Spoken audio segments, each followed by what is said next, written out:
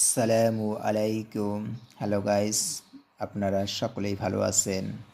পবিত্র আল কুরআনের সূরা হাশরের শেষের ৩টি আয়াত আপনাদের সামনে পাঠ করতেছি। অত্যন্ত গুরুত্বপূর্ণ ৩টি আয়াত, আশা করি আপনাদের ভালো লাগবে। বিসমিল্লাহির রহমানির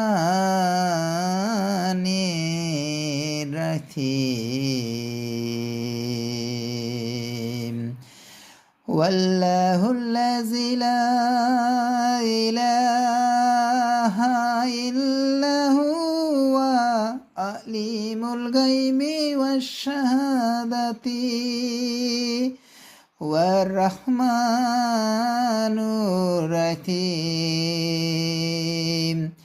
والله الذي لا إله إلا هو الملك القدوس سلام المؤمن العزيز الجبار المتكبر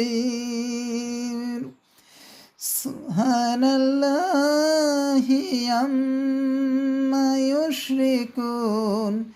والله الخالق البارئ المصور له الأسماء الحسنى يسبح له ما في السماوات والأرض وهو العزيز الحكيم.